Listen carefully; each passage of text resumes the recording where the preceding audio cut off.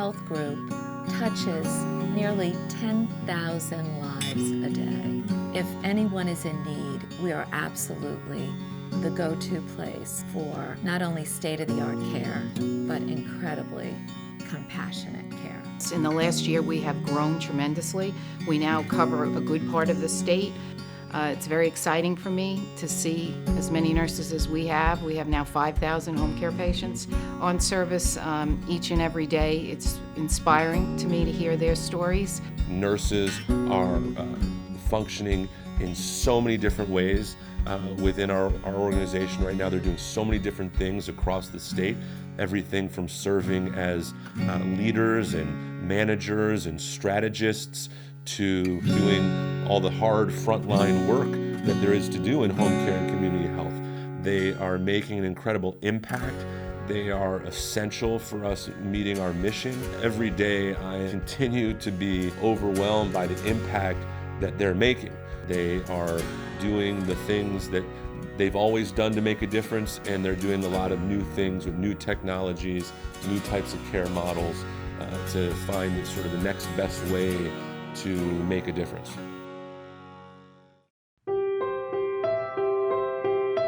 I run a program of about 16 service coordinators that work with children and families in their homes, basically to support them raise their children with special needs. I am a registered nurse, RN.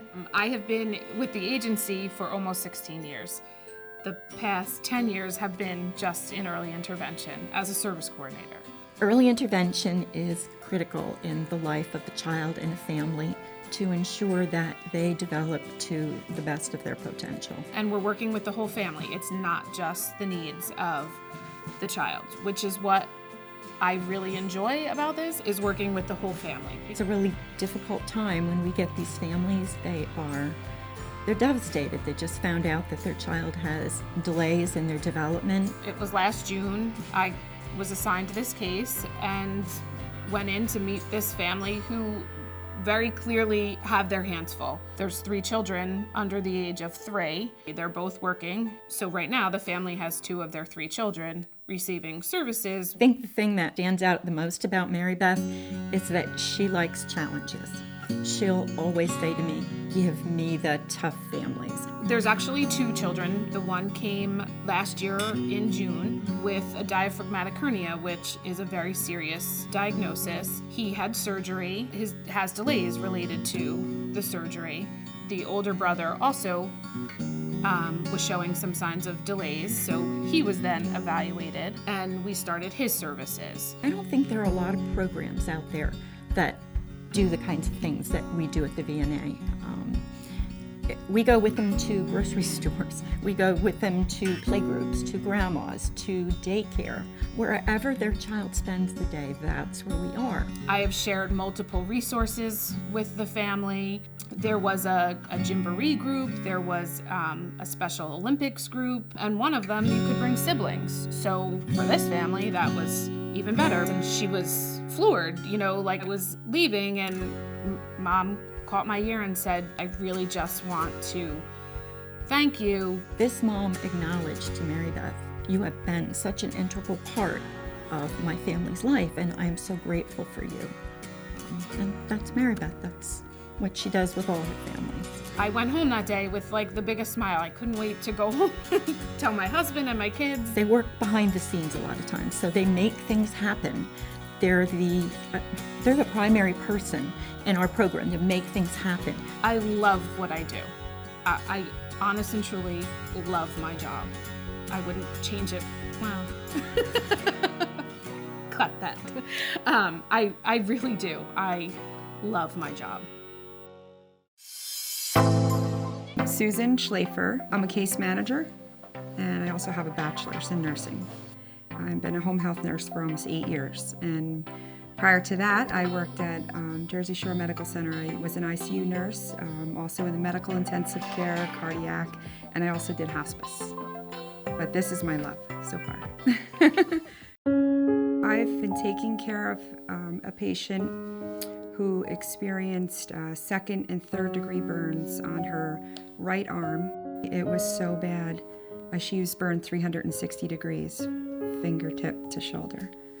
So it was, every time I went there, you had to take a few breaths before you walk in and just, try to support her through this. And, people often don't want to hear it'll be okay. Sometimes that makes patients upset because they're going through something that maybe doesn't feel okay to them today. She was in the hospital for about 3.5 months, between hospitals and rehabs. And at that time, she actually almost died twice while in the hospital.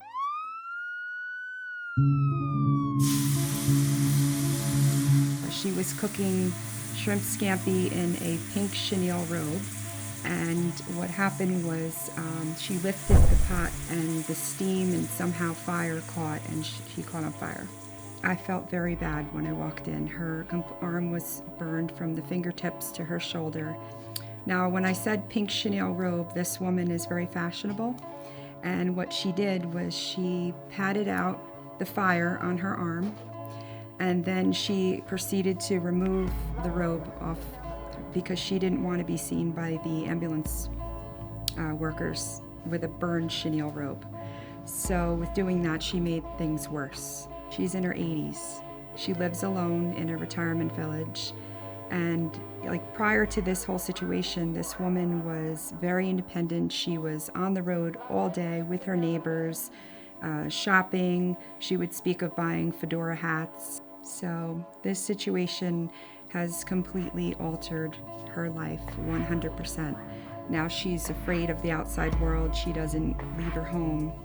I was going quite frequently to do the wound care, and for months, every day that I went there, she would tell me step by step how to do the wound care from beginning to end, as if I had never done it before. So with that, it took a lot of patience on my part, and what I quickly realized was that this was the only thing that she could control. Her wound now is actually just very small right here. We're still working on that. And so now my next step of nursing is that I have to help her get back out into the world.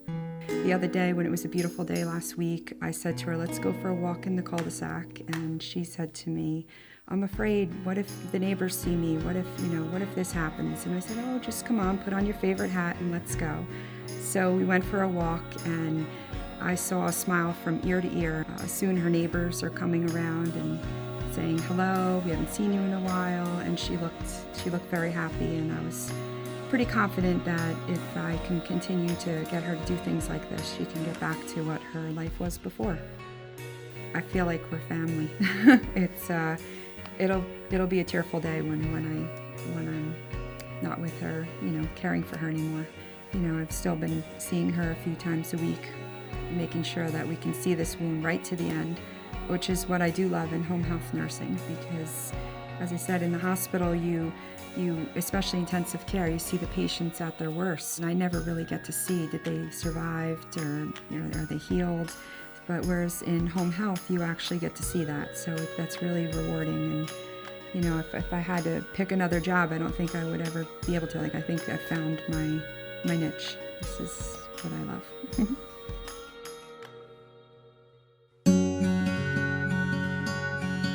I am an RN. I'm also certified in hospice and palliative care. I am the case manager currently for the Medicare Care Choices model. It's for patients who are hospice eligible but still seeking aggressive treatments. When you're a hospice nurse, it's about quality of life. And you want to give patients and families and help them through whatever time they have left and give them whatever quality they can. The team that I work with is very supportive. And team being fellow nurses, social work, pastoral care, supervisors, from everyone, home health aides, everyone supports each other and works well together. Myrna's mom was enrolled in our program, the MCCM. She was our second enrollee in the program. 95-year-old woman who was still working at the time that we enrolled her in her real estate business, which I was so impressed with. I'm like, 95 and she's still working, amazing. She was diagnosed with terminal melanoma. It had metastasized to many parts of her body. and she was being treated through one of the city hospitals, and she was getting some immunotherapy, and had come onto the program, but then wasn't doing very well with the immunotherapy. She was taken to the hospital, Inglewood Hospital, and she wasn't improving at all. She was then transferred to a local nursing facility. And the daughter had my name and phone number from when she was on the Medicare Care Choice program, and she called and had reached out. And wanted help to decide, how do we go about, do we transition at this point to standard hospice services? They're struggling to make that decision. And so we met for probably 3 or 4 hours to go through everybody in the room and talk about, this is really what's happening. You know, she's really starting to transition, and what is it that your mom would have wanted to do? So we went home. She wanted to die in her own home, in her own bed.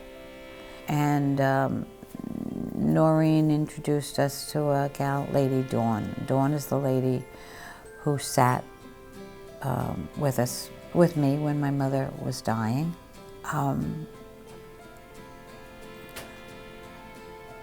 We all know everybody dies, but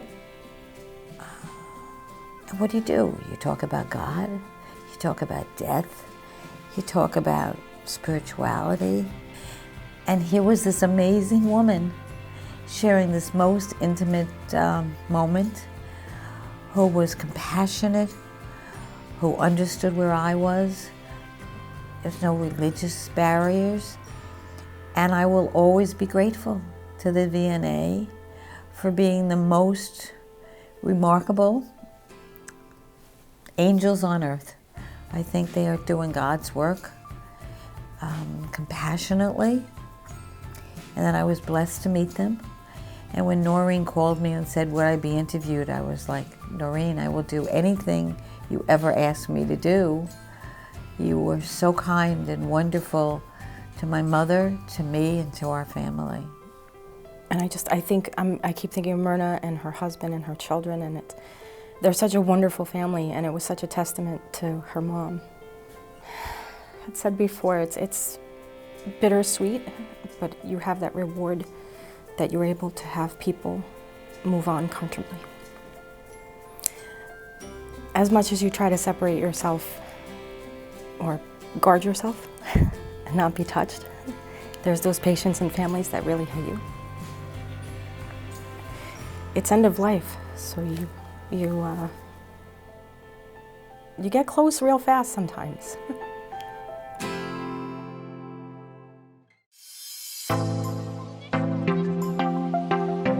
So I was a public health nurse for 13 years, and the last 2 to 3 years I worked in Nurse-Family Partnership. It's the best program on earth. It's amazing. Nurse-Family Partnership is a program for low-income first-time moms, and we provide support and information so that they can have a healthy pregnancy and be responsible, knowledgeable parents. We also help them to identify goals and work towards those goals, as well as connect them with resources in their communities. I've had people approach me and say, oh, you know, what a wonderful thing to work with children and families. But they don't understand that sometimes when I'm working in situations of domestic violence, of parents that have been incarcerated. So what we try to do is try to use a lot of prevention programs and coming in early on with children to be able to change their life. Jane is a 24-year-old first-time mom who was referred to us after being discharged from the hospital due to her second accidental drug overdose. And at that time, they found out that she was pregnant. Our first visit, she was about an hour and 15 minutes late. During our visit, it was more with her cell phone than with me. And I just thought, So then the second visit, I was confirming, and her mother called me back and said, don't bother her, she's in jail. I was like, oh. Okay, now what? Patricia called me and said this was new territory for us. She asked me, could we see her in jail? And I said, I think we can. I wasn't sure what the process was. So Patricia figured out what she needed to do to get the permissions that she needed to see Jane, and showed up during visiting hours. And Jane was shocked. She's my client. I don't care where you are, I'm gonna go visit you. So she works her way to get to the prison. I wouldn't even know who to call, who to ask. I'd probably show up shaking that I would be put behind bars. So Patricia was doing visits like she would normally do at home, bringing her information, talking to her about her pregnancy, answering questions. Only difference was she was doing it between, with a plexiglass between them. So I would put them up to the wall, the window, so she could read it. But it was weird because you can't touch her. Jane and Tricia did visits there for the next 3 months. Well, when she came out of jail, I remember just hugging her tightly, knowing, yes, I can finally touch her. I can. It was just joyous. So great to have her home. A couple of months later, she delivered her child, baby boy, and the baby suffered from neonatal abstinence syndrome. And he was in the NICU for 9 weeks. And during that period of time, Tricia visited the client with her baby every week. When I visited her in jail, she said, I am never coming back here again. I'm done with drugs. I'm not doing this anymore. And she's held up her word. She's completely done a 180 and it's nothing to do with drugs anymore. It's all about her baby. So it's amazing. I had the privilege of being able to meet the client in a home visit with her family. And she said to me, who does this? How could someone, after meeting me one time, come out to see me in the jail? She said that was one of the lowest points of her life. And it meant so much to know that Tricia was willing to come visit her there. And her mother said to me, Tricia's not just our nurse, Tricia is part of our family. She's a quiet, reserved nurse that is very committed to the work that she's doing for Nurse-Family Partnership. To me, I'm just excited when I see that particular passion come out to make a difference in a child's life and in this young woman's life. I can't believe that passion, and that ability to be able to, do whatever is needed.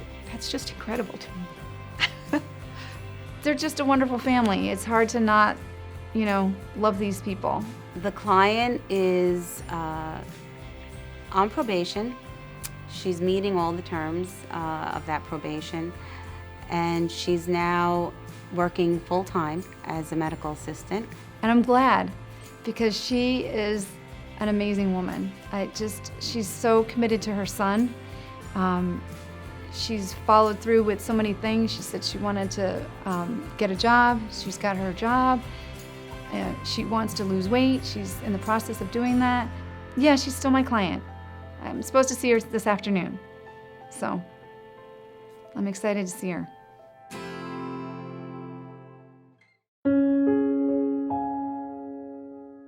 This man was someone who loves sports. He loved to fish, and all of a sudden suffered MS, and he deteriorated so fast. And I think within 2 years of the sickness, he developed some infection. He was in coma, and when he woke up, he was paralyzed from neck to toe. So when he came back from rehab, that's when visiting nurses, we took care of him. For about 14 years, I was assigned to him as the case manager. It was so emotionally stressful for me. I remember most times I park my car and I have to pray for courage to hold my tears seeing him. Because he was paralyzed, he has a catheter, he had a colostomy. You have to make sure that he didn't have wounds. And many times when I hold his hand, he will ask me, Joyce, I wish I could hold a gun to shoot myself.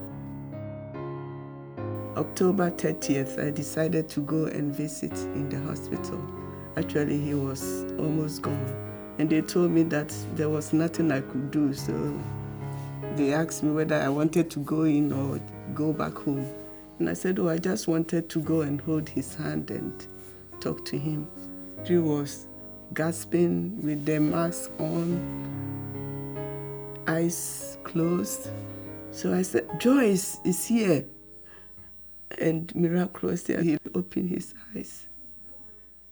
everybody was surprised. The nurses came there, they asked me who I was, and I said, oh, I was his visiting nurse. So I said, do you hear me? I want you to use your eyes to talk to me. So I said, when it's yes, just blink. And when it's no, just keep your eyes without blinking. We spent 1 hour talking. And when I was going, I had a balloon, a get-well balloon, and a small bouquet on the table. That was the only one on his table. And he rolled his eye to look at it. And I could see the light in his eye. And I'm sorry. So I assured him that he shouldn't be afraid, that God was with him, and where he was going, there would be no pain, nothing. And he gave me the last blink. And I said goodbye, and I left. Early the following morning, he was gone. She really cares about her people, and you know by just the story. And he trusted her. He trusted her that he would feel at peace, and he trusted that he can let go. And I think that's amazing, telling of how much he trusted in Joyce with his life. So yeah, Joyce, she's amazing. He died alone, no family member even came to see him. She's an angel. You know, she really is. She's truly a hardworking, amazing nurse. Almost everybody in my team took care of Andrew because we were with him for 14 years, so almost all of us, and each one of us had the same feeling. So I would like to thank everybody, especially Karen. Karen kept him alive. She did everything she could to keep this man going. And it means a lot to me. So I will encourage all of us to continue to give them our best.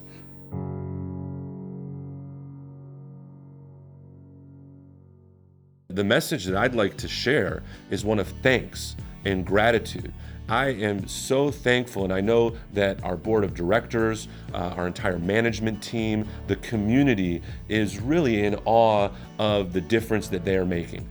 Nurses are doing so much to help people, and they're doing so much to make our organization a strong and successful organization. Really, the most important thing I think that I can say to all our nurses is thank you. I appreciate them every single day. And there isn't a moment that goes by that I am not completely cognizant when I'm doing something else, that there is a nurse out there in a home caring for someone, making their life better, and truly changing somebody's life. And on a personal note, I'd like to thank each and every nurse. You inspire me to be a better leader every single day. Our patients thank you. They're grateful for all your care. We are so happy to have you, and we value you, and thank you again. Happy Nurses Week to all of you.